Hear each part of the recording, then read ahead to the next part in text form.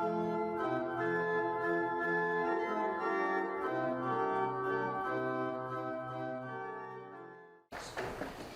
et messieurs, je suis très content de pouvoir vous parler de ce sujet qui effectivement nous anime depuis plusieurs années et qui m'a été introduit par le professeur Georges Casimir. Et donc je suis assez heureux d'avoir entendu les questions de l'audience parce qu'elles abordent quelques sujets dont je vais vous parler dans l'exposé suivant. Alors comme a dit le professeur Casimir, moi je vais m'attacher plutôt à distinguer finalement la complexité du problème qui s'attache à étudier finalement quelle est la part génétique par rapport à la partie hormonale. Alors en fait, il faut savoir que les différences sexuelles dans de nombreuses maladies sont connues de très longue date en médecine, mais elles ne sont devenues un sujet d'actualité que récemment, comme on a fait ce numéro de Scientific American paru en 2017. Donc finalement, on a déjà constaté des différences sexuelles dans les maladies depuis le début du XXe siècle, et ce n'est finalement qu'en 2017 que c'est devenu un sujet d'actualité majeur qui a encore été mis en avant, comme l'a dit M. Casimir, par la crise du Covid-19. Alors, avant de pouvoir parler du chromosome et d'hormones sexuelles, il est extrêmement important de distinguer le sexe et le genre, parce qu'il y a souvent une confusion entre ces deux thèmes. Il faut savoir que le sexe dépend de la composition génétique des chromosomes, qui comprennent les différences cellulaires et moléculaires qu'on va voir par la suite, alors que le genre dépend de facteurs sociaux, environnementaux, culturels, comportementaux, et des choix qui influencent l'identité de la personne et sa santé. Donc le genre est plutôt un facteur sociétal. Alors, je ne vais pas vous effrayer par cette figure, mais ça rejoint un petit peu les questions de monsieur, à savoir que finalement, les humains sont socialement conditionnés à considérer le sexe et le genre comme des attributs binaires. Donc, dès notre naissance, ou même avant, on est étiqueté de garçons ou de filles. Et en fait, comme vous pouvez le voir sur cette figure, vous avez peut-être un petit peu du mal à lire, la situation est beaucoup plus ambiguë et complexe. En fait, la détermination du sexe biologique est incroyablement complexe. Elle dépend aussi bien de facteurs génétiques que chimiques et hormonaux. Et cette caractérisation va évoluer aussi dans le temps. Alors, si on détaille un petit peu cette figure, on peut voir qu'effectivement, comme l'a dit M. Casimir, si on possède un chromosome Y qui comporte cette région qu'on appelle la région sexuelle du Y, eh bien, on deviendra des hommes. Alors que si on ne dispose pas de chromosome Y, et donc qu'on ne dispose pas de cette région sexuelle du Y, on deviendra des femmes. Mais entre ces deux situations un petit peu caricaturales, vous voyez qu'il y a un très grand nombre, je ne sais pas si j'ai un petit pointeur, de situations intermédiaires. Si, comme on l'a déjà abordé, un homme possède un chromosome X en plus, eh bien il va développer un syndrome de Klinefelter. Alors ceci, voilà. Et donc ce sera en fait un homme avec des caractéristiques sexuelles d'homme, mais il possédera des taux de testostérone assez faibles, avec une potentielle infertilité et une faiblesse musculaire.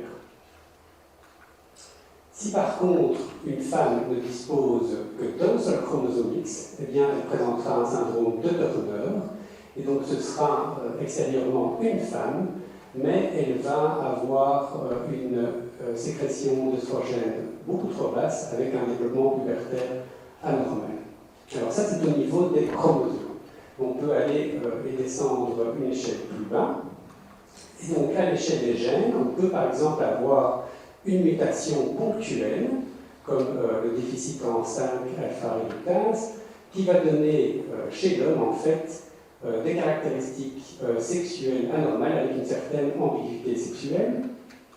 On peut également avoir une mutation au niveau du récepteur des androgènes, qui va également donner une certaine ambiguïté sexuelle.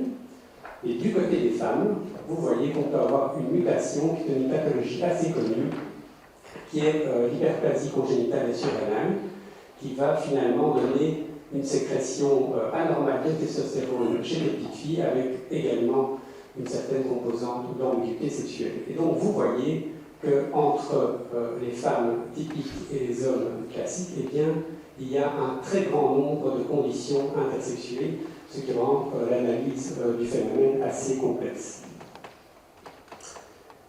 Alors, la médecine n'a pas attendu le mouvement MeToo pour comprendre que la prise en compte du sexe et du genre était fondamentale pour la prise en charge diagnostique et thérapeutique des patients, mais ça s'est fait quand même relativement tardivement, comme je vous l'ai dit précédemment. Vous voyez que les articles ont commencé à apparaître dans les années 2000 et même plutôt 2010, avec un mouvement qui a quand même relevé qu'il était important de comprendre que les femmes n'étaient pas des hommes. Et donc, comme vous le voyez dans ces publications, cette notion de différence sexuelle et d'importance du sexe a quand même été fortement sous-estimée, puisque vous voyez que seulement 2% des articles spécifiaient le genre ou le sexe dans le titre.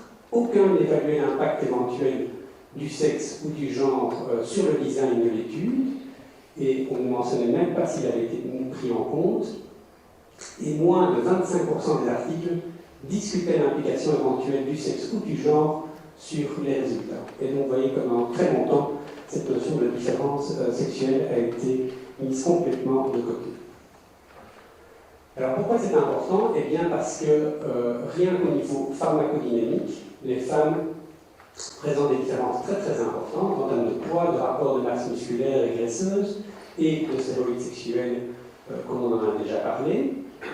Et on se rend compte finalement dans les publications que peu, voire pas de femmes étaient incluses dans les études cliniques, avec une absence de comparaison homme-femme et des conséquences parfois dramatiques avec des thérapies souvent inadaptées et parfois dangereuses, puisque certaines molécules étaient métabolisées beaucoup plus lentement chez les femmes, avec une certaine accumulation et l'apparition d'effets secondaires assez importants, comme on l'a connu avec l'exemple du zolpidem.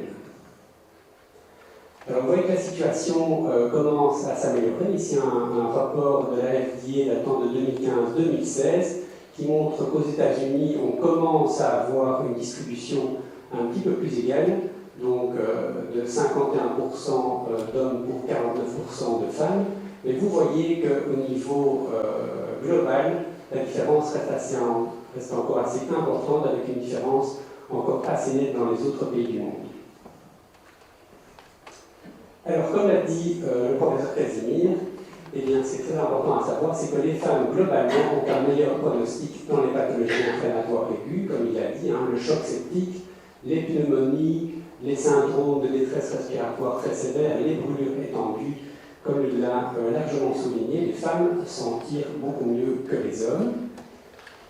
Donc je ne vais pas revenir sur cette publication de 2013 qui montre très largement ces différences sexuelles dans les pathologies aiguës, et que dans les pathologies chroniques, comme il l'a dit, on observe un moins bon pronostic dans des pathologies comme la mucoviscidose, l'asthme ou la BPCO.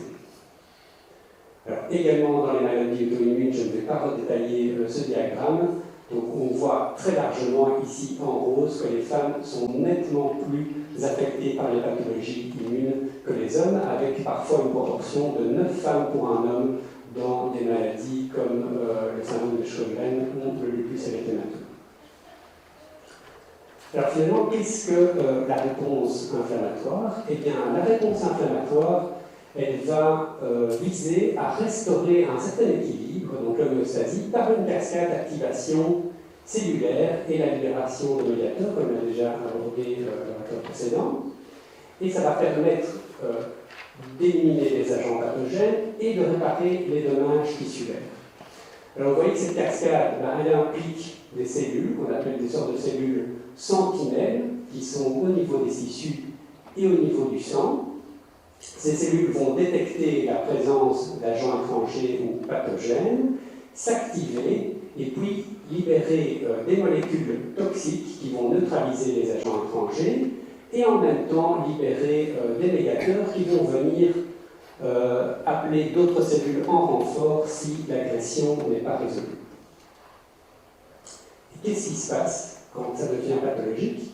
eh bien, soit on peut avoir la persistance de l'agression, comme l'a dit M. Casimir, l'interrupteur reste sur on, et donc ça c'est le cas finalement d'une réponse inflammatoire qui se prolonge de manière anormale dans le temps, qui va donner une maladie inflammatoire chronique, telle que l'asthme, la bronchite chronique, le grand exemple de maladie cardiovasculaire, ou bien pathologique au niveau de l'intensité de la réponse, et là on va observer une situation qu'on peut retrouver dans les infections sévères ou la situation qu'on a pu observer dans les syndromes de détresse respiratoire aiguë liés à l'infection à SARS-CoV-2.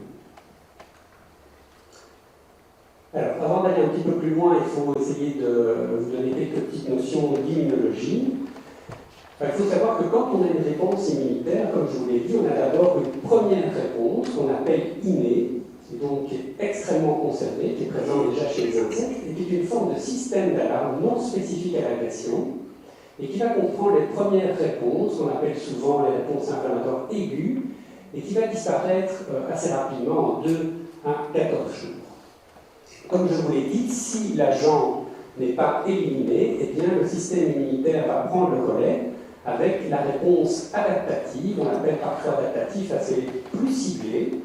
Elle est moins conservée, on la retrouve chez des organismes plus évolués, et donc elle apparaît dans un deuxième temps, elle va devenir maximale après plusieurs jours.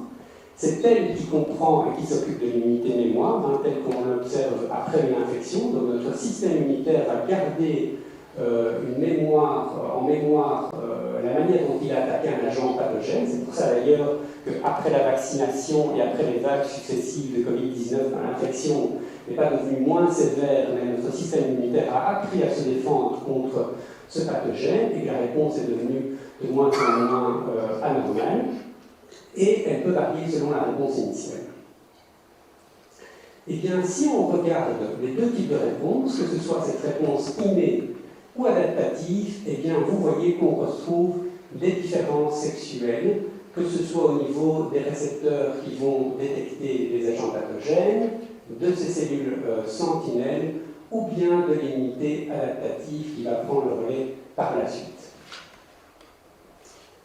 Alors, qu'est-ce qui influence cette réponse inflammatoire? Eh bien, comme on l'a déjà souligné, le regard s'est d'abord porté sur les hormones sexuelles, et comme l'a souligné monsieur, particulièrement dans les maladies cardiovasculaires. Qu'est-ce qu'on a observé?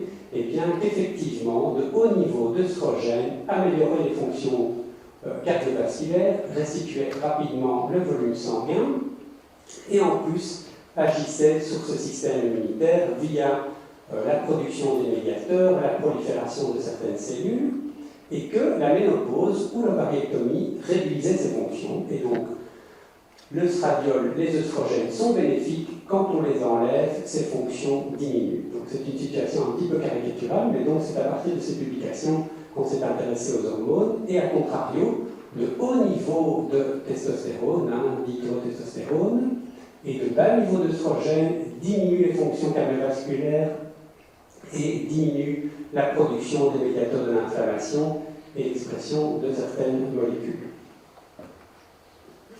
Et donc vous voyez qu'un très grand nombre de publications allant des années 90 aux années 2000 ont montré des différences, que ce soit chez la souris ou chez l'humain, et vous voyez avec des résultats assez contradictoires dans certains cas et très nombreux. Alors, quand on regarde par cellule, eh bien, vous voyez donc que ce soit de nouveau au niveau de cette immunité innée, ce système d'alarme, on retrouve des différences au niveau des cellules par l'effet des œstrogènes, qui ont été les plus étudiés, et également de nouveau au niveau de l'immunité adaptative. On voit que les œstrogènes influencent quand même fortement l'immunité dans différents sens. Alors, ces différences ont été observées chez l'homme et également chez le rat. Alors, avec l'augmentation de l'expression de certains récepteurs, la diminution dans certains cas de la production de médiateurs, et également chez la souris, parfois la diminution de l'expression de récepteurs et l'activité de cellules NK. Et après toutes ces diapositives, vous allez me dire, et moi finalement, avec toutes ces diapositives, ces nombreux effets, œstrogène, testostérone, je m'y perds un peu finalement, dans quel sens ça va?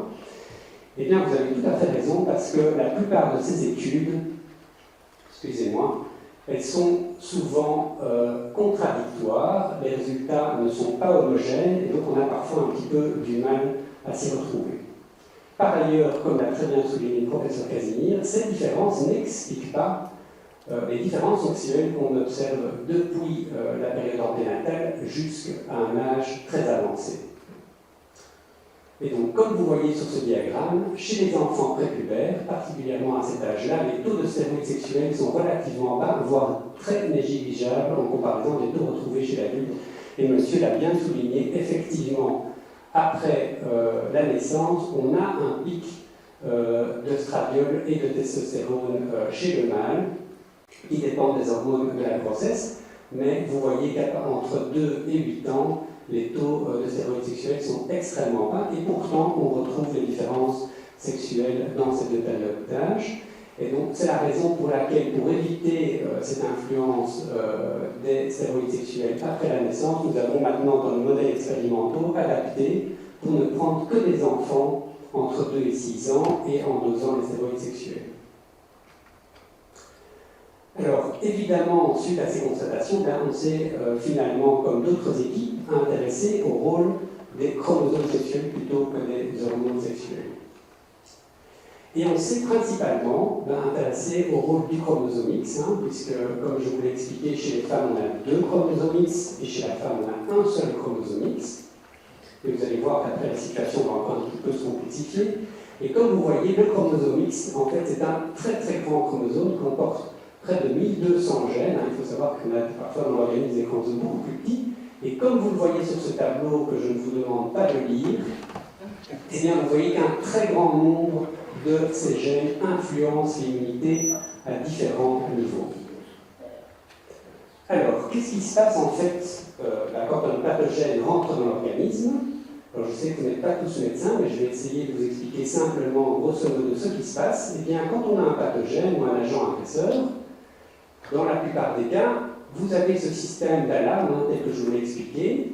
Le pathogène va être reconnu par le système d'alarme. Ce système d'alarme est parfois en périphérie de la cellule ou parfois dedans.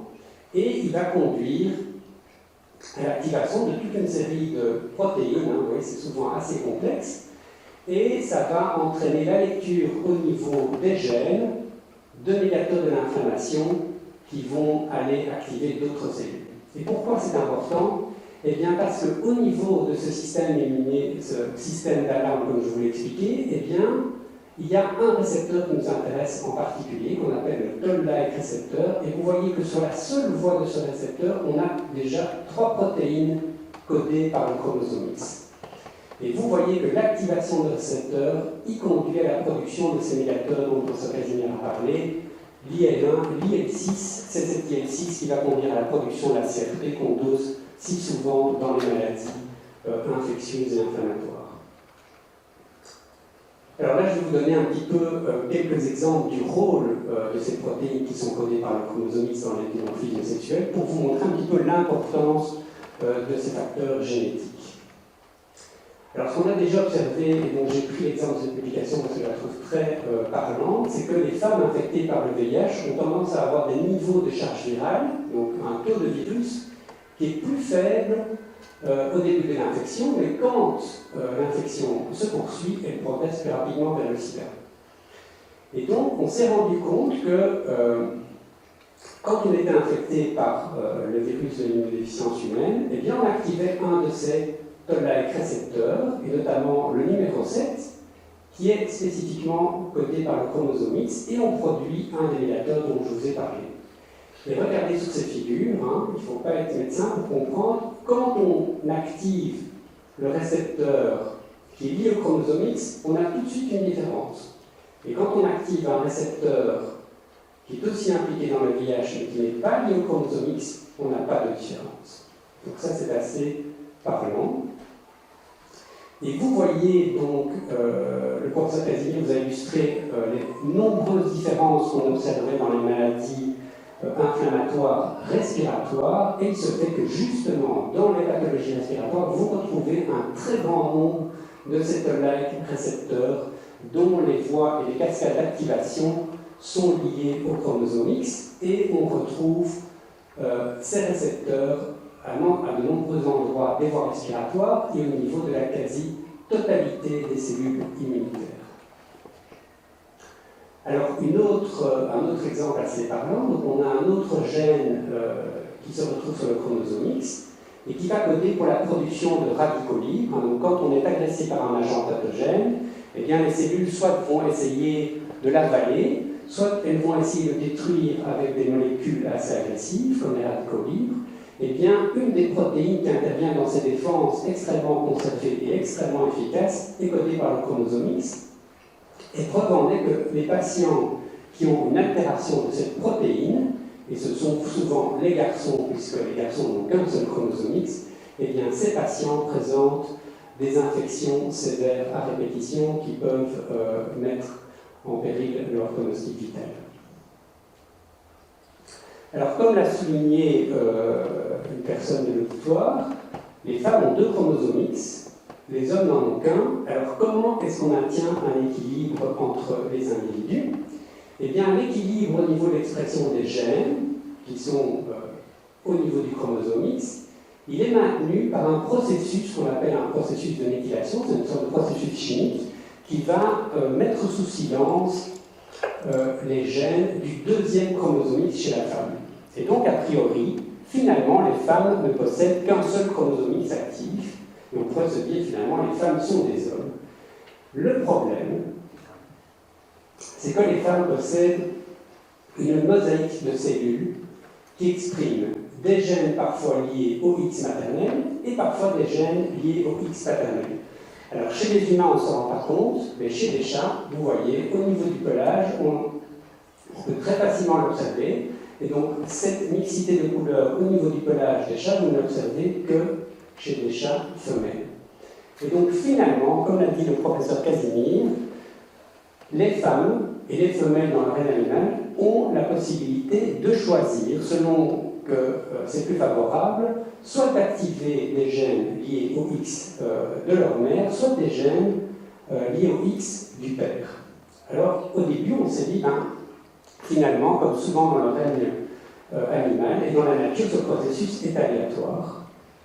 Il est effectivement aléatoire, mais il répond à un mini-processus de sélection.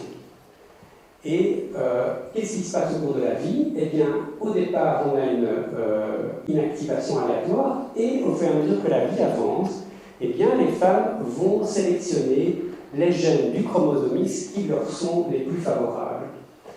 Alors, il est évident que ça implique des phénomènes environnementaux. Au départ, les populations mouraient assez jeunes, l'espérance de vie était assez courte.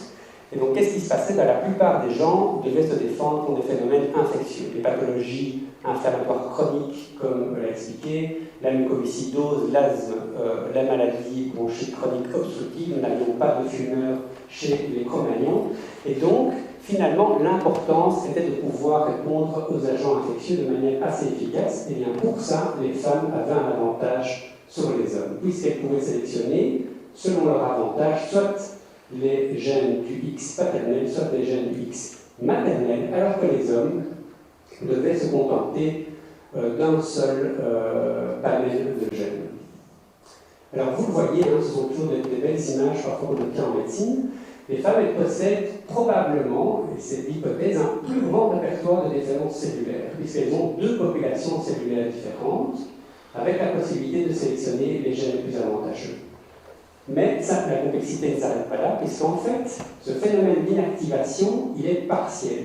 Il n'est pas tout à fait complet. On s'est rendu compte que finalement, 5 à 15% de gènes liés au chromosome X échappaient à cette inactivation. Et donc, qu'est-ce qui se passe? Eh bien, pour certains gènes, on a un effet de double dose. Donc, au lieu d'avoir une seule dose de chromosome X, eh bien, pour certains gènes, les femmes en ont 2. Et de nouveau, ce n'est pas encore fini, parce qu'au niveau du chromosome X et du chromosome Y, on s'est également rendu compte qu'on avait des zones qu'on appelait pseudo-autosomales, parce qu'on a des chromosomes qu'on appelle des chromosomes sexuels X et Y, et puis on a tout le reste des chromosomes qu'on appelle des autosomes. Et on s'est rendu compte, alors vous voyez, c'est assez amusant, le chromosome Y il est tout petit en comparaison du chromosome X. On se demandait parfois à quoi il sert. Et en fait, au niveau du chromosome X et du chromosome Y, on s'est rendu compte qu'il y avait des zones qui étaient similaires et qui se comportaient comme les autosomes. Par contre, le processus d'inactivation que je vous ai expliqué, ce processus chimique de méthylation, il n'est pas parfait. Et qu'est-ce qui se passe? Eh bien, parfois, il déborde et il entraîne l'inactivation de gènes de ces zones pseudo-autosomales. Et donc, c'est un peu comme si vous disiez, voilà, moi, cette zone-là, je ne veux plus qu'on la voie, je mets un peu de peinture, vous travaillez de manière un petit peu abrupte, et alors vous faites déborder la peinture sur l'autre zone, et par mégarde, vous inactivez certains gènes. Eh bien, tous ces processus, je vais vous montrer après, on peut observer des différences sexuelles dans ces gènes qui sont situés au niveau de ces différentes zones des chromosomes X et des chromosomes Y, et donc c'est ça qui nous a animés pendant ces dernières années. Alors, comme l'a dit monsieur, c'est une remarque très intéressante, finalement, on a un effet direct du sexe sur l'immunité par les chromosomes sexuels et indirect par le biais des hormones sexuelles. Seulement, comme l'a dit monsieur, il faut bien se rendre compte eh bien, que la production de stéroïdes sexuels, elle dépend in fine des chromosomes sexuels. Et donc, finalement, quelles que soient les différences, on en revient toujours à ces différences XY complexifiées par toutes ces conditions intersexuelles. Alors vous allez vous dire, comment est-ce qu'on a pu essayer de comprendre au milieu de cette mixture d'hormones, de chromosomes activés, inactivés, partiellement inactivés? Eh bien, on a dû essayer de trouver des modèles pour décortiquer ces différents mécanismes. Et donc, on a d'abord évalué les différences sexuelles dans la réponse immune et le chromosome X. D'abord, en étudiant in vivo. In vivo, ça veut dire que dans le corps humain, on a étudié les différences sexuelles, cliniques et biologiques, chez des enfants prépubères. Parce qu'on s'est dit, si on étudie des adultes, on va se retrouver de nouveau soumis à cette problématique des hormones sexuelles. Donc, prenons des enfants prépubères entre 2 et 6 ans, où les taux de stéroïdes sexuels sont bas, pour essayer de mettre en avant le rôle des chromosomes sexuels. Et puis, comme l'a dit M. Casimir, on a essayé de trouver des sujets qui possédaient un rapport de chromosomes sexuels distinct. Et donc, des femmes, a priori XX, des hommes XY, mais également des hommes qui ont un chromosome X en plus et qui sont atteints du syndrome de Klinefelter. Alors d'abord, qu'est-ce qu'on a regardé? On a regardé un petit peu les paramètres qu'on regarde habituellement quand une personne est malade, et donc on a regardé la réponse inflammatoire clinique chez des enfants qui possèdent des taux de stéroïdes sexuels bas en cas d'infection sévère. Et qu'est-ce qu'on a regardé? Qu'est-ce qu'on s'est rendu compte? Eh bien, de nouveau, comme les études le décrivaient, on avait une tendance à une mortalité plus élevée chez les garçons qui étaient admis aux soins intensifs, et on avait une durée de pyrexie qui était significativement plus élevée chez les filles. Donc on a retrouvé les différences qu'on avait déjà observées dans les études précédentes au niveau de phénomènes inflammatoires, on va dire, un petit peu moins sévères. On les a retrouvés dans des situations plus extrêmes. On a de nouveau été voir les taux de globules blancs pour essayer de regarder si les constatations qu'on avait faites dans les premières études étaient persistantes. Et effectivement, on a retrouvé un taux de globules blancs maximum plus élevé chez les filles. Et à nouveau, une protéine C-réactive plus élevée chez les filles. Alors, il faut savoir que quand on a une infection sévère, qu'est-ce qui se passe? Parfois, l'organisme a du mal à apporter de l'oxygène au tissu. Et donc, nos cellules se mettent ce qu'on appelle en métabolisme anaérobie, elles manquent d'oxygène, et pour obtenir un substrat énergétique, elles produisent de l'acide lactique. Et donc, ça génère une certaine forme d'acidose. Eh bien, on s'est rendu compte qu'en cas d'infection sévère, les filles présentaient également une acidose plus marquée que chez les garçons. Ça n'avait jamais été décrit auparavant. Donc, en conclusion, qu'est-ce qu'on a remarqué? Eh bien, qu'à nouveau, la réponse inflammatoire était plus marquée chez les filles, comme on l'avait déjà observé auparavant dans des situations moins sévères, avec une durée de pyrexie plus longue, des marqueurs inflammatoires et un recrutement cellulaire plus important chez les filles. Et il faut savoir que cette CRP, comme je vous l'ai dit, elle dépend de la production de ce médiateur inflammatoire qui lui-même dépend de l'activation du fameux toll-like récepteur que je vous ai décrit précédemment. Et on a également observé que cette différence au niveau des cellules inflammatoires était plus marquée au 3e jour, ce qui oriente plutôt la différence au niveau de la moelle osseuse, puisqu'il faut savoir qu'au niveau de notre organisme, on a des réserves de cellules inflammatoires qui peuvent très rapidement être libérées. Donc, si vous avez une crise d'épilepsie, vous êtes victime d'un accident de voiture, mais sans gravité, si on fait une prise de sang, on va retrouver des taux de neutrophils plus élevés, mais au bout d'un certain temps, ces stocks sont épuisés, et donc on doit recourir à la moelle osseuse pour augmenter ces stocks. Et donc on a remarqué cette différence, et ça apparaissait plutôt au 3e jour. Et finalement, on a observé une acidose plus marquée chez les filles qui pourrait contribuer à l'activation et au recrutement des neutrophiles, parce que ça, je ne vais pas vous détailler, mais il y a d'autres études qui ont montré que l'acidose favorisait l'activation du système immunitaire.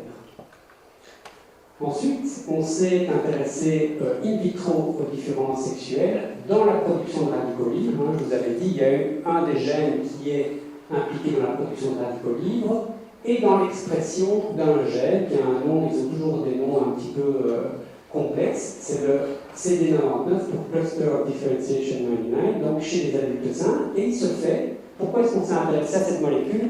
Eh bien, parce que le gène qui code pour cette molécule, il est dans la zone que je vous avais décrite, pseudo-autosomale, qui normalement n'est pas inactivée, mais qui par accident peut se retrouver inactivée. Donc on s'est intéressé à cette molécule pour se dire, est-ce que réellement le phénomène qui est décrit au niveau génétique, il a une conséquence au niveau de l'inflammation et dans les marqueurs qu'on peut observer au niveau de l'inflammation. Alors ça, moi, je vous ai quand même fait l'honneur de mettre ces figures, parce que ce sont des choses qu'on voit très fréquemment, que nos doctorants voient très fréquemment, et que je trouve assez jolies, parce qu'en fait, tous les petits points que vous voyez, ce sont des cellules.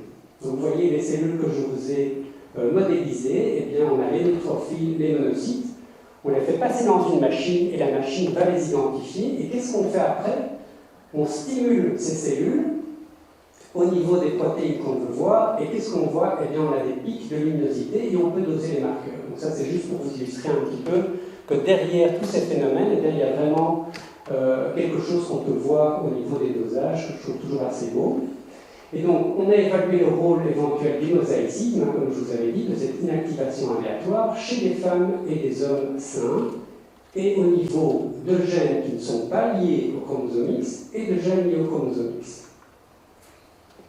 Alors, comment on fait ça? On prend des petites billes, on met des anticorps qui sont couplés avec une source lumineuse, et on active les petites billes et on voit où sort le signal.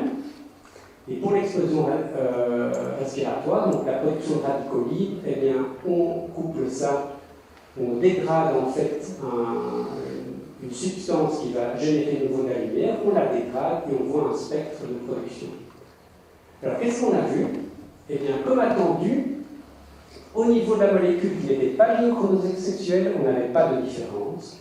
Par contre, au niveau de la zone CD99, eh bien, vous voyez, c'est quand même très très marquant, on a systématiquement plus de CD99 chez les hommes que chez les femmes. Or, justement, le CD99, parfois chez la femme, comme je vous l'ai expliqué, il peut être accidentellement inactivé. Eh bien, cette hypothèse qui était basée sur des phénomènes génétiques, on l'observe au niveau du système immunitaire et on la voit directement. Effectivement, ce gène qui est impliqué dans la réponse immunitaire, c'est en fait une molécule qui est très importante, parce que vos globules blancs ils sont dans les vaisseaux, et quand ils doivent aller neutraliser un pathogène, eh bien, ils doivent traverser le vaisseau pour entrer dans les tissus. Eh bien, cette molécule, elle est fondamentale. Vous bloquez la molécule, les globules blancs ne peuvent plus traverser les vaisseaux. Donc, c'est vraiment une molécule fondamentale au niveau des processus inflammatoires. Eh bien, vous voyez qu'on a vraiment un effet de dose entre les hommes et les femmes. On a également observé une différence au niveau de la production des médiateurs. Vous voyez, les différences sont assez importantes, avec des médiateurs plus élevés chez les hommes. Et on avait émis l'hypothèse, effectivement, que le TNF et l'IL6, qui sont deux médiateurs inflammatoires et qui possèdent des effets pro-inflammatoires, pouvaient jouer un rôle central dans la physiopathologie du sepsis et expliquer finalement pourquoi, comme l'a dit M. Casimir, les hommes meurent et les enfants garçons meurent plus souvent en cas d'infection sévère. Alors, on a encore regardé d'autres médiateurs. Ici, c'est l'IL-8. Qu'est-ce qu'il fait, ce médiateur? Eh bien, il va chercher des neutrophiles supplémentaires quand il n'y en a plus assez. Eh bien, vous voyez de nouveau, ici, on a des taux plus importants chez la femme. Or, qu'est-ce qu'on voyait chez la femme dans les études cliniques? Eh bien, on voyait qu'il y avait plus de neutrophiles. Eh bien, voilà, ici, qu'est-ce qu'on regarde? Quand on regarde les hommes et les femmes, on voit que le médiateur qui va chercher les neutrophiles, il est plus élevé chez les femmes, et donc ça rejoignait nos constatations cliniques. Et donc, ça c'est l'hypothèse, c'est que probablement ce médiateur pourrait contribuer au recrutement de ces cellules inflammatoires chez les femmes, telles qu'on l'avait observé dans les différentes études. Et qu'est-ce que pourraient faire ces neutrophiles? Eh bien, ils pourraient faciliter l'élimination des pathogènes en situation aiguë. Par contre, une fois que la réponse inflammatoire se prolonge, eh bien, ces médiateurs pourraient être délétères. Et donc, en conclusion, finalement, ce qu'on a un petit peu observé, notre hypothèse, c'est quoi? Eh bien, c'est que quand la réponse à un pathogène est aiguë et dure peu longtemps, les femmes ont un avantage, elles produisent plus de médiateurs, elles ont une réponse plus forte. Mais quand la réponse inflammatoire, pour une raison ou pour une autre, se prolonge, eh bien, cette réponse inflammatoire prolongée et plus forte pourrait conduire à des lésions tissulaires qui pourraient donner un pronostic plus défavorable chez les femmes. Alors après, on s'est intéressé finalement, comme je vous l'ai dit, au rapport des chromosomes, puisque là, on a étudié des adultes sains, des enfants prépubères.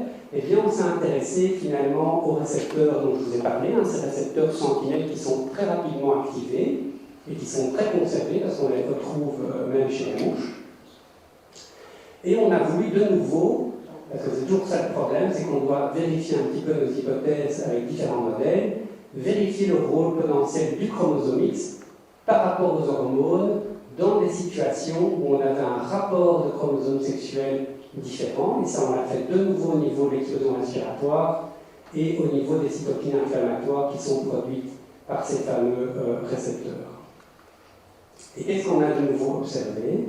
Alors, au niveau des voies de signalisation, c'est ces petites protéines qui sont activées tout le long de la voie. Là, on n'a pas observé de différence.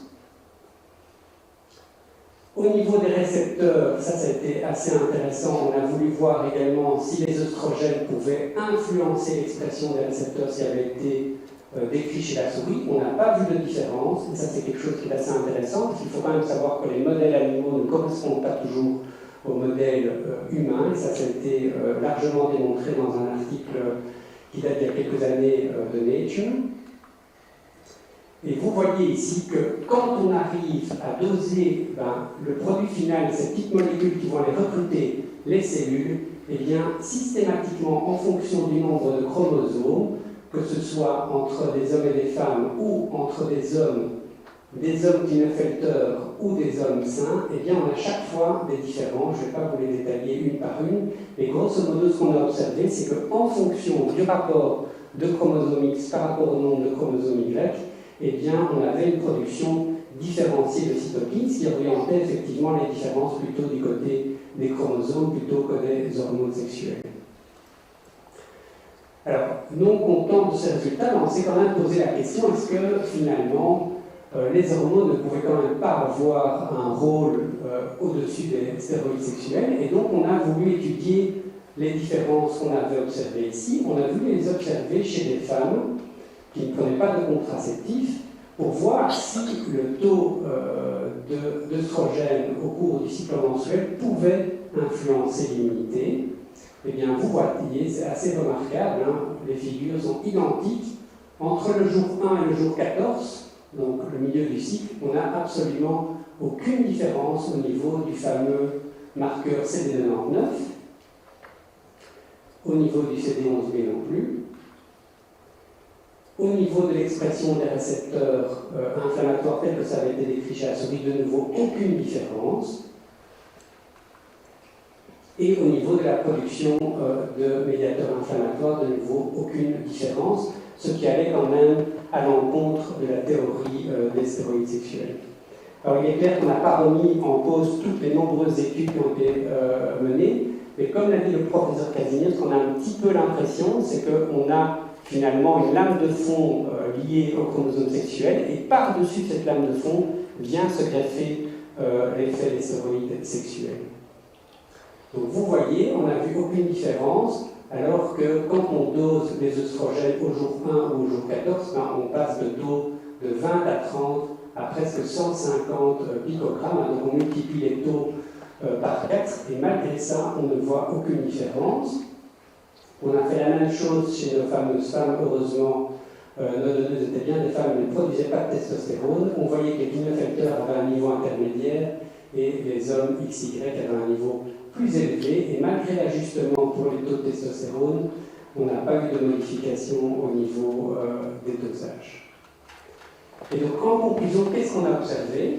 Eh bien, que chez les enfants prépubères, chez qui les taux d'hormones sexuelles étaient particulièrement faibles, eh bien, in vivo, on avait quand même une réponse inflammatoire avec des cellules plus élevées chez les filles, une acidose plus marquée, et in vitro, donc en laboratoire, on a vu que la production de médiateurs, donc ces petites molécules qui vont aller activer d'autres cellules, était plus élevée chez les garçons que chez les filles, en réponse à une stimulation de certaines cellules. Et par contre, on avait une production de cytokines similaire chez les garçons et les filles comme là, je ne vous ai pas détaillé les résultats, mais on a également étudié ça chez des filles qui possédaient un chromosome X en moins, et donc finalement, on suspecte quand même un rôle fondamental du chromosome X dans les différences sexuelles observées in vivo. Et puis le dernier modèle que je vous ai illustré, donc in vitro, quand on prend des patients avec un rapport de chromosome X et Y différent, eh bien, on a une expression au niveau de la molécule qui est différente entre les hommes et les femmes. On a une production de molécules inflammatoires qui est plus élevée chez les hommes que chez les femmes. Et on a un profil de cytokine qui est semblable chez les femmes et les patients Klinefelter, alors que les patients Klinefelter ont un phénotype d'homme. Par contre, ils possèdent 2 chromosomes X, et donc on a quand même l'impression que c'est le fait de posséder 2 chromosomes X qui a quand même une influence particulièrement importante sur les différences sexuelles qu'on observe dans l'inflammation.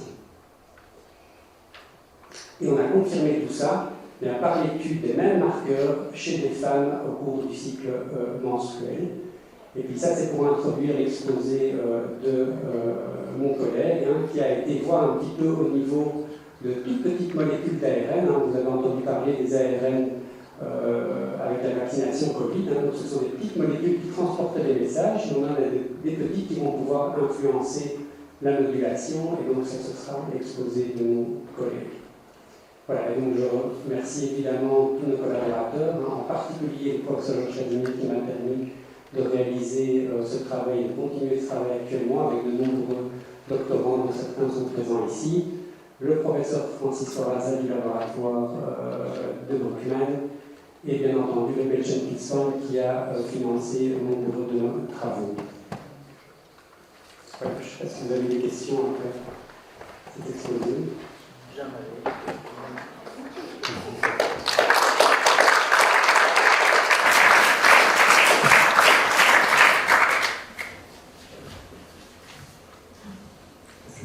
Pour le moment, il y a la pause café qui est encore en préparation.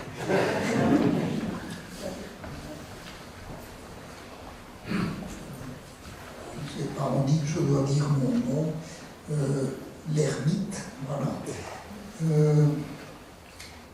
Je voulais savoir, il me semble que la progestérone peut aussi avoir des effets sur l'immunité, vous n'en avez pas du tout touché à un mot. Il y a beaucoup de progestérone pendant la grossesse, ça peut aussi intervenir. Enfin, ça c'est un détail. Je me demande si j'ai mal suivi quelque chose. Quelle est encore cette protéine, ce qu'une partie du chromosome Y peut inhiber sur le chromosome X et qui, si j'ai bien compris, favorise le passage des neutrophiles au travers de la paroi vasculaire. Et ça devrait être favorable, donc. Alors, or, j'ai entendu que les taux étaient plus élevés chez l'homme, ou bien je n'ai pas bien suivi. Donc, vous avez tout à fait bien suivi. Alors là, je ne comprends pas. Voilà, donc je comprends tout à fait. Alors, effectivement, ce sont toutes des données qui parfois nous interpellent. Alors, effectivement, entre le dosage d'une molécule, c'est une réflexion qui est extrêmement intéressante, qui prouve que vous avez extrêmement bien suivi cet exposé qui est quand même pas facile. Et donc, vous avez tout à fait bien suivi. Hein. Donc, ce qu'on a voulu ici montrer, ce n'était pas tellement le rôle de cette molécule, qui est assez complexe et encore en discussion. Ce qu'on a voulu vraiment montrer, c'est le fait qu'on pouvait effectivement observer au niveau du système immunitaire une différence d'expression de cette molécule sur base d'une théorie qui avait été purement émise sur base génétique. Donc en fait, il y a des papiers qui sont sortis dans les années 2000 sur cette hypothèse d'inactivation aléatoire de certaines zones qui ne devaient pas être inactivées. Et donc on s'est dit effectivement, est-ce que nous on peut observer quelque chose au niveau de cette molécule entre les hommes et les femmes? Cette molécule a quand même été assez bien étudiée, mais personne ne s'est posé la question de savoir si elle était exprimée différemment chez les hommes et les femmes. Et donc ça, c'est ce qu'on a voulu observer et qu'on a observé. Maintenant, ça c'est toute la question de ces nombreuses études et de tous ces résultats que je vous ai exposés maintenant. Le fait de savoir si la molécule est présente en plus grand nombre chez les hommes, est-ce que c'est un avantage ou un désavantage?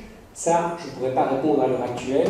Et finalement, c'est un petit peu ce qu'on observe dans tous nos travaux, et pas seulement nos travaux, hein, parce qu'on n'est plus du tout, on est loin d'être la seule équipe à étudier tous ces phénomènes. Donc il y a des phénomènes que je ne vous ai pas exposés ici parce qu'on n'a pas le temps, mais sur toute l'immunité adaptative. Et donc il est évident que nous, à notre niveau, on n'est pas capable, sur base de quelques molécules, d'expliquer toutes les différences qu'on observe actuellement au niveau clinique. Donc de là à savoir si effectivement le fait d'exprimer cette molécule en plus grand nombre pourrait donner un avantage ou un désavantage aux hommes ou aux femmes, ça pour l'instant on ne pourrait pas encore le dire. Les grosses lignes qu'on a pu tirer, effectivement, c'est principalement au niveau des médiateurs inflammatoires. La tendance qui ressort, et ce qui nous avait un petit peu étonné finalement au départ, c'était de se dire, bien, quand on stimule, et on n'est pas les seuls in vitro, ben, chez les hommes, on a des médiateurs inflammatoires présents en plus grand nombre, alors que quand on les dose dans le sang chez les personnes qui sont atteintes d'infection, eh bien, on observe plutôt l'inverse, hein, c'est-à-dire des médiateurs plus importants chez les femmes. Et donc là, on est en train de décortiquer un petit peu toute la cascade, et on a maintenant des modèles avec des doctorants qui travaillent dessus pour essayer de voir à quel niveau. On pense que c'est probablement, vous avez vu, hein, donc sur le chromosome X, actuellement, il y a près de 100 molécules liées au chromosome X et impliquées dans l'immunité, que ce soit au niveau de l'immunité innée et adaptative, et il est clair que c'est probablement les différentes interactions entre ces molécules qui, in fine, donnent un avantage aux femmes dans les situations inflammatoires aiguës et un désavantage dans les situations inflammatoires chroniques. Mais à l'échelle d'une molécule, c'est ce que j'ai passé un petit peu vite parce que c'est ardu. Quand on est allé voir finalement protéine par protéine l'activation, on n'a pas observé de différence ponctuelle. Donc quand on a été voir, je vous ai illustré ce récepteur, hein, on avait 3 protéines liées au chromosome X. Quand on allait voir chaque protéine indépendamment, on ne voyait pas de différence. Alors l'hypothèse la plus probable, c'est que c'est finalement des différences qui sont assez ténues, mais qui, accumulées entre elles, va donner un effet in fine sur le produit final de l'activation. Mais comme je vous ai dit, nous, on s'intéresse à quelques molécules, à quelques phénomènes. Il y a plein d'autres équipes dans le monde qui s'intéressent également à l'immunité adaptative, à tout ce qui se passe, hein, parce qu'on a d'abord ce phénomène, il y a aussi ce problème de temporalité. Quand vous étudiez des cellules dans un tube de laboratoire, ben, vous l'étudiez, vous la stimulez, et puis vous regardez ce qui se passe dans 1 heure ou après 24 heures. Et donc ce sont finalement des modèles qui sont assez artificiels.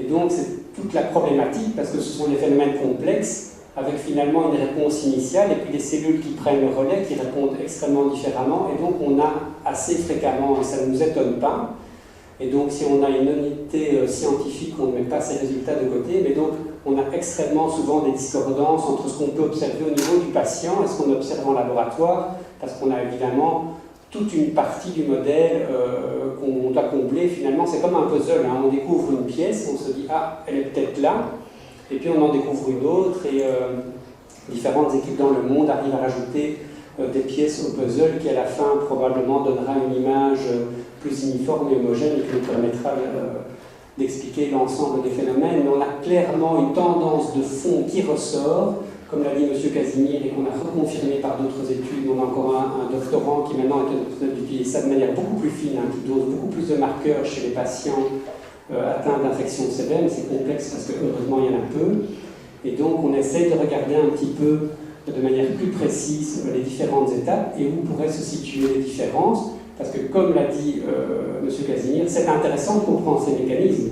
Mais si on arrive à mettre le doigt sur une protéine en particulier qui permet vraiment de moduler le système immunitaire, eh bien ça peut donner après la possibilité de développement des traitements en modulant plus ou moins l'expression de ces protéines, évidemment. Ça, c'est in fine le but ultime de ce genre de recherche, c'est de pouvoir essayer de mettre le doigt sur certaines protéines qu'on pourrait moduler, eh bien soit effectivement les diminuer chez les femmes qui souffrent de pathologies inflammatoires chroniques, soit les stimuler chez les patients qui souffrent chez les hommes qui présentent des infections sévères. D'ailleurs, c'était très bien illustré dans la crise du Covid-19. Je vous ai parlé de l'IL-6, qui est un de ces médiateurs produits par ce fameux Toll-like récepteur. Eh bien, un des traitements qui a quand même changé le pronostic des patients atteints de Covid-19, c'était un inhibiteur de cette cytokine IL-6, qui va donner après au niveau du foie la protéine C réactive. Et donc on voit bien probablement cette voie de signalisation immunitaire, elle a vraiment un rôle clé dans des situations dramatiques d'infection très sévères.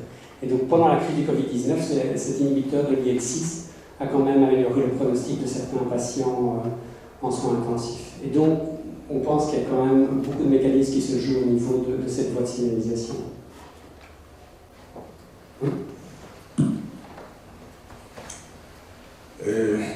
J'ai oublié le nom de la protéine parce qu'il est Oui.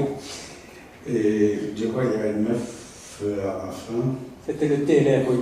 Probablement. Le récepteur, oui. Est-ce qu'on peut peut-être. Je vous passe ces idées, vous en faites ce que vous voulez, et si jamais ça fonctionne, c'est des nécessités. C'est la protéine en question, si elle est tellement petite qu'on peut la produire par génie génétique, on pourrait peut-être l'injecter pour faire passer finalement les lymphocytes à l'intérieur pour désinfecter, etc. Peut-être on peut prendre cette possibilité parce que puisque la protéine est toute petite, ça donnera peut-être pas, j'espère, des réactions immunitaires. Alors on n'a à l'heure actuelle pas encore la possibilité de produire effectivement des protéines cycliques, des interleukines, donc, et ces récepteurs. Par contre, la plupart des nouveaux traitements maintenant dans les pathologies inflammatoires, ce sont des inhibiteurs. Donc on a donné pendant la crise du Covid-19 un inhibiteur de l'IL-6. Et d'ailleurs on utilise les mêmes inhibiteurs, étonnamment, chez les personnes qui présentent des maladies auto-immunes par exemple. Et donc on voit que quand cette protéine est là trop longtemps ou trop fort, il y a quelque chose qui ne va plus. Et donc ce sont des thérapies, ce sont des anticorps, on vient bloquer ce petit médiateur pour l'éviter d'agir trop fort.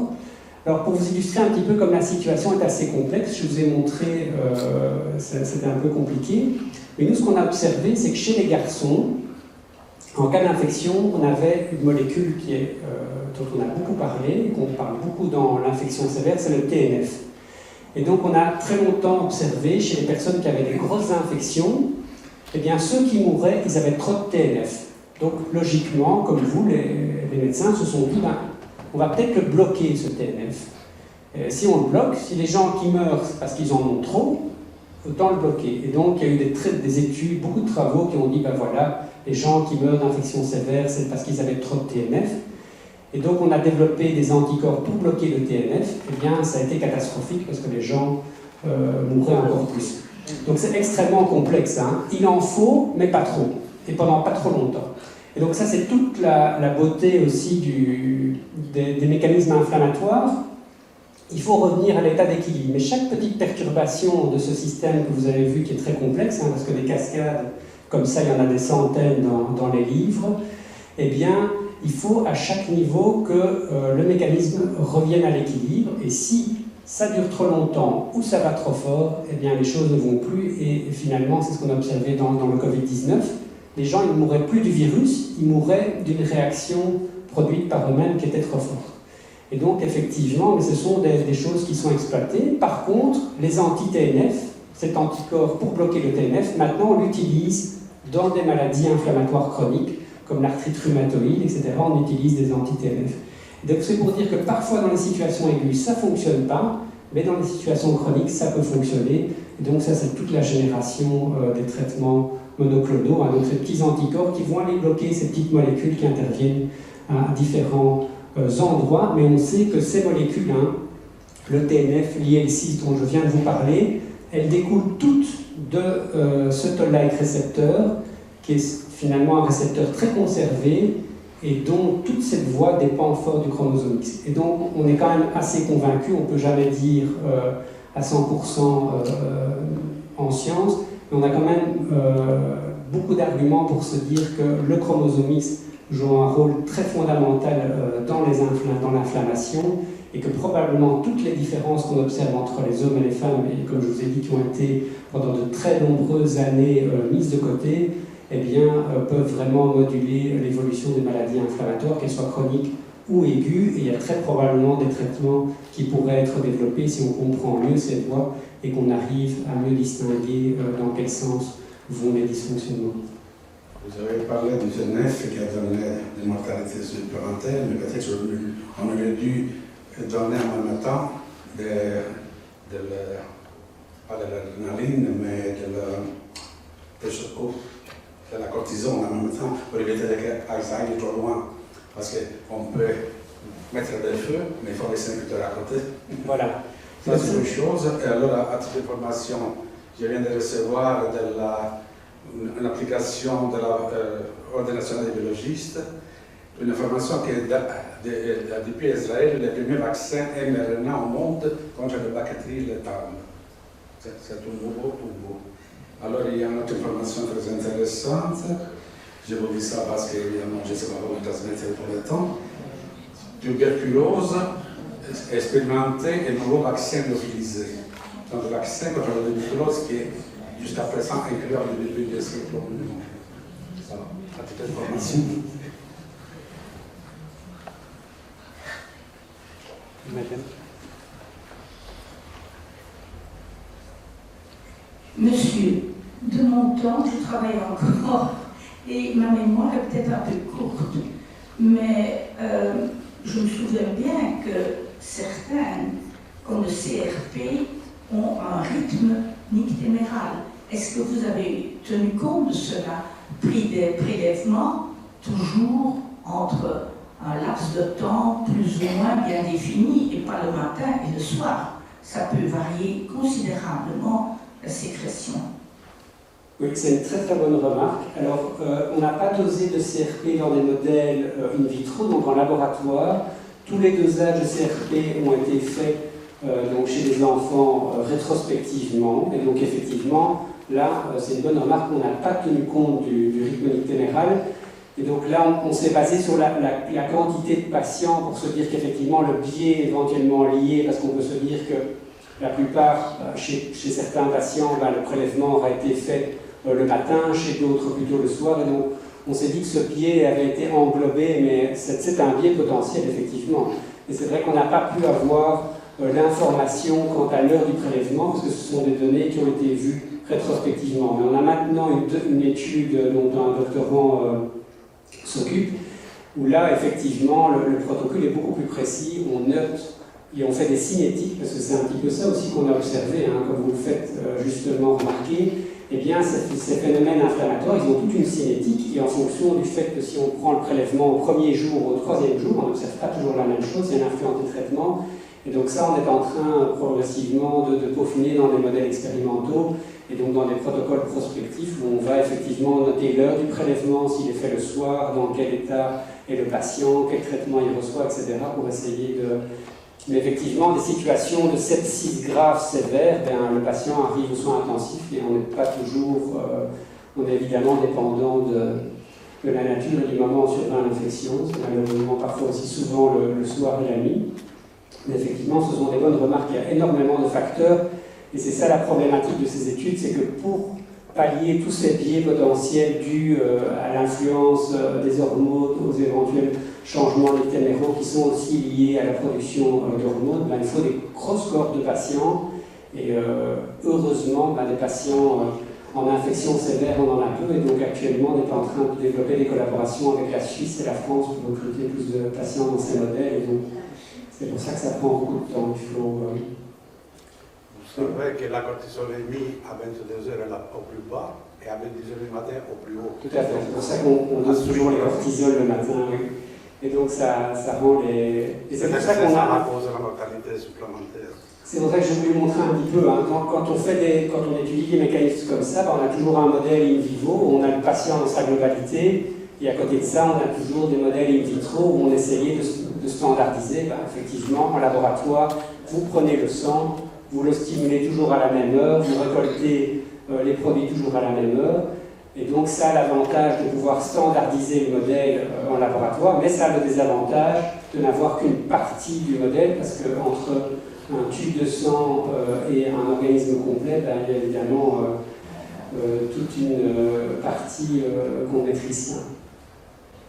Aujourd'hui, on peut faire des organes à partir de cellules de souche. Donc, Et un petit mot pour conforter ce que vous dites à propos évidemment de la cinétique. C'est vrai qu'auparavant, on faisait quand même très souvent des travaux où on avait des images, je dirais, à un temps X. Et en fait, en particulier dans un processus comme l'inflammation, il y a une succession de stimulation de récepteurs, et puis des productions de médiateurs, et puis des cellules qui entrent en chantier. Il y a des cellules dont l'activation se passe pendant X heures, qui sont suivies par l'activation d'autres cellules. Et il y a des phénomènes, comme on dit, en feedback, où en fait, certains médiateurs d'ailleurs peuvent peut-être jouer des rôles potentiateurs à certains moments et régulateurs à d'autres. Et donc, en fait, la complexité de ces processus, c'est de pouvoir les étudier, comme vous l'avez très bien dit, dans une cinétique la plus complète possible et la plus rigoureuse possible. Ouais, par rapport à ça, je ne voulais pas détailler dans la dia, mais donc il y a quelque chose qui est très à la mode maintenant en immunologie, qu'on appelle les lymphocytes régulateurs. Qu'est-ce qu'ils font? Ils viennent calmer cette réponse inflammatoire. Et ces lymphocytes régulateurs, comment est-ce qu'on les reconnaît? Parce qu'ils produisent une protéine, c'est FOXP3, et bien cette protéine, comme par hasard, elle est codée de nouveau par le chromosome X. Donc c'est un petit peu pour rejoindre ça, effectivement, c'est que ici on a beaucoup parlé de médiateurs activateurs, mais pour retourner à l'équilibre, après il y a tout, comme l'a bien souligné le professeur Casani, il y a tous des phénomènes qui vont venir calmer les choses, éteindre un petit peu le signal. Et donc là on a toute la partie contre-régulatrice qui va permettre un petit peu de doser, un petit peu comme quand vous roulez en voiture, il faut à un moment pouvoir s'arrêter, sinon c'est là qu'on arrive à l'accident. Et donc, effectivement, si les freins sont défaillants, eh bien, même si on a un bon moteur, les choses ne se passent pas bien. Donc, c'est un petit peu caricatural, mais c'est un peu comme ça qu'on peut le voir. Et effectivement, dans tout ce phénomène de régulation, il y a une cellule qui est fondamentale, et de nouveau, son fonctionnement dépend essentiellement du chromosome X. Merci Nicolas, moi je suis professeur de pédopsychiatrie. Je voudrais peut-être rajouter encore un phénomène modulateur supplémentaire, parce qu'on sait que les maladies immunitaires chroniques évoluent par poussée, que ces poussées peuvent aussi être liées à des facteurs environnementaux et des facteurs de stress. Et si on prend le facteur du stress chronique, et donc de l'axe hypothalamo-hypophysaire cortico-surrénalien et de la sécrétion de cortisol, on sait aussi qu'il y a une action modulatrice, et plutôt dans un versant de réduction de l'immunité, justement pour mobiliser l'énergie ailleurs. Je voulais savoir si, en fonction des états d'hypercortisolémie qui peuvent être liés à des moments de stress prolongé, ça module aussi de manière différente l'immunité. Via les lymphocytes, puisque c'est via ce biais-là. C'est une excellente question. Et donc, nous, on avait participé à un travail avec Daniel Neu, du laboratoire de sommeil de l'hôpital Bruckmann, qui s'était intéressé on sort un peu de mon domaine, c'est plutôt du vôtre, aux personnes qui souffrent de syndrome de fatigue chronique. Et donc, on avait observé une modulation inflammatoire, et donc, notamment au niveau de l'interleukine 8, qui recrute les neutrophines. Et là, on avait observé une augmentation dans un premier temps de la production d'interleukine 8 et avec le temps effectivement une sorte de fatigue du système immunitaire. Et donc il est clair que des personnes très probablement qui sont soumises à des stress intenses et des fatigues prolongées, eh bien on a très probablement une fatigue du système immunitaire avec la production de cortisol. Le cortisol, le terme est dedans, ça rejoint les corticoïdes qu'on donne dans les maladies inflammatoires à grosse dose, et qui sont un petit peu une bombe atomique au niveau du système immunitaire, et donc qui déprime tout le système immunitaire et qui l'éteint très très globalement. Et donc il est clair que les situations de stress et les facteurs environnementaux, et c'est ce qui complexifie encore le domaine, et que je voulais illustrer, je n'ai pas pu aller aussi loin, mais dans la toute première dia, vous voyez en fait toutes ces conditions chromosomiques, moléculaires, d'hormones. Je n'ai pas détaillé, mais en fait, il y a une dernière ligne qui peut effectivement intéresser les personnes en médecine sociale et en pédopsychiatrie. Ce sont tous les facteurs de stress, d'anxiété environnementaux qui modulent encore le système et qui rajoutent une couche de complexité à tous ces mécanismes. Y compris l'expression génétique, tout à fait. Parce que bon, la figure est un peu petite, mais vous avez des flèches qui remontent et effectivement, des personnes soumises, ça s'appelle l'imprinting, donc des personnes soumises à des environnements vont développer une expression finalement modifiée au niveau génétique, et donc elles vont moduler l'expression de certains gènes en fonction des facteurs environnementaux. C'est une question du biais de Bach qui fatiguait aussi, mais peut-être on pourrait conseiller à ces gens, que je parle à ma collègue pédopsychiatre, des séroxates. Ça sort de mon domaine. Bon, je vous expliquerai après.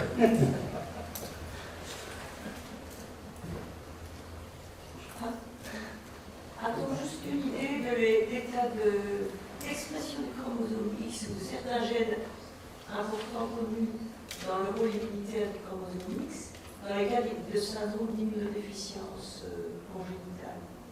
Certains cas. Est-ce que ça a déjà été étudié, une corrélation de l'implication de certains gènes spécifiques? C'est une très bonne remarque, je pense, à ma connaissance, et je vérifie, mais je ne pense pas que ça a été... Alors ça a été étudié dans une des protéines que je vous ai montrées, spécifiquement, donc la GP91-FOX, donc cette protéine qui est impliquée dans la production de radicaux libres. On a en fait, c'est pas dans le même sens, mais je pense que c'est très intéressant, on a vu un effet de mosaïcisme, et donc on voyait que les femmes étaient à des niveaux intermédiaires de production de radicaux libres par rapport aux hommes, et donc elles pouvaient réguler leur production de radicaux libres, ce que les hommes ne pouvaient pas, ils étaient toujours à la production maximale, et donc ça clairement c'était une illustration du fait qu'on avait un mosaïcisme. Et alors, si on revient, je m'étends un peu, mais je trouve ça tellement passionnant, en fait, voilà, quand vous voyez ces figures, en fait, ce qu'on a fait par rapport à cette protéine et au mosaïcisme, ce qu'on a pu observer, c'est que quand on regardait cellule par cellule, celles qui produisaient plus ou moins de radicaux libres, parce qu'on peut le faire comme ça aussi, donc on peut voir la production globale, mais on peut aller voir au niveau de chaque cellule combien elles en produisent, et bien effectivement, on s'est rendu compte que quand on prenait les cellules des hommes, et bien toutes les cellules produisaient le même niveau, tandis que chez les femmes, certaines produisaient différents niveaux de radicaux libres, et donc ça illustrait en fait le pelage du chat qu'on a vu sur la dia suivante, et bien on pouvait l'observer en cytométrie en flux, en regardant, et on voyait vraiment un pattern diffus avec certaines cellules qui en produisaient plus ou moins, et donc ce qui explique qu'effectivement dans certaines immunodéficiences, on a parfois des patterns qui sont différenciés chez les hommes et les femmes. Mais justement c'est assez intéressant parce que ça c'est... Je n'ai pas été voir, ça pourrait être très intéressant, dans certaines immunodéficiences congénitales, il y a certainement un phénomène de mosaïcisme, certainement. Encore quelques petits cadeaux biochimiques. À propos des radicaux libres, nous avons des anti-radicaux libres ultra efficaces, beaucoup plus efficaces de ce qu'on lit pour ceux qui croient aux vertus des fruits rouges, noirs, etc. Ils sont bons, attention. Mais nous avons la glutathione et la dioxyribonucléose, lesquelles, pour être synthétisées par l'organisme, il faut du manganèse, du chrome, et ainsi de suite. Donc, il faut faire une analyse justement des nanoéléments et aussi des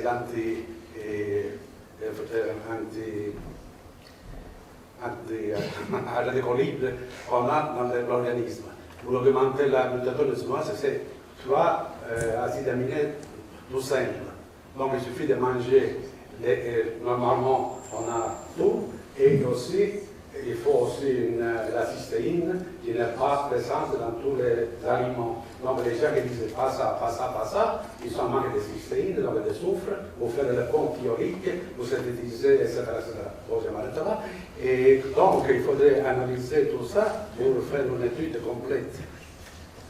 Oui, on sait que les facteurs nutritionnels influencent aussi fortement l'immunité. Je vous ai dit tout à l'heure, si vous n'êtes pas inscrit à l'ordre national de biologiste, vous avez un besoin directement, même si vous êtes médecin. Parce que vous n'êtes pas diplômé en nutritionnisme et inscrit à l'ordre national de médecine. Voilà.